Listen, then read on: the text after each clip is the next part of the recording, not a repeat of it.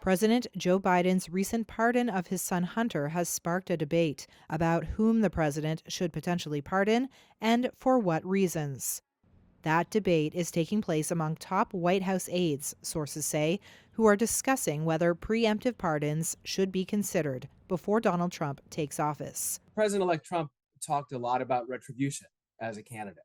Reuters White House correspondent Jeff Mason. I spoke to a source who said that the White House is looking at the issue of preemptive pardons, and that the conversation was sparked by people from Capitol Hill who are concerned that President-elect Trump will make good on his threats of retribution.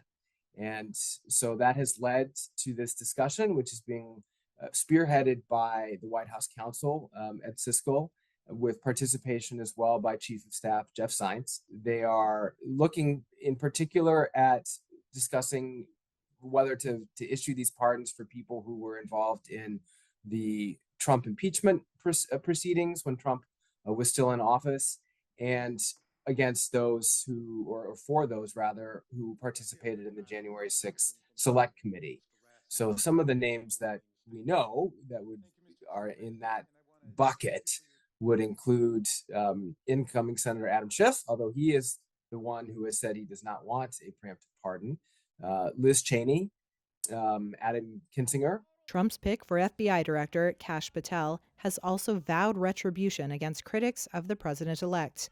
According to a senior White House official, Biden is aware of the discussions, but has not participated in the wider conversation about preemptive pardons. Any decision would ultimately be Biden's to make. The drawbacks would be the precedent that it would set, if it's even possible to do preemptive pardons, and whether or not that's something that then future administrations, including the Trump administration, might seek to apply as well. Pardons for offenses that have not yet been charged are largely untested, but the U.S. Constitution does give a president broad pardon powers.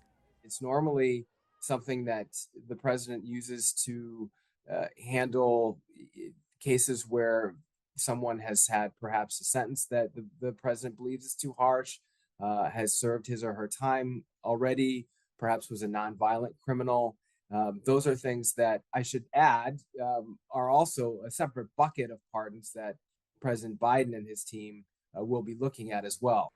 A growing chorus of civil rights activists and lawmakers are calling on Biden to pardon people wronged by the U.S. judicial system or serving excess terms for nonviolent offenses.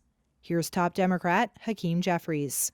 It has been the perspective that many of us have shared that there are working class Americans all across the country who've been caught up in an overly aggressive criminal justice system that at times has gone too far.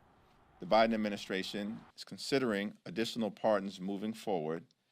It's my suggestion that that is where the focus should be at this point in time.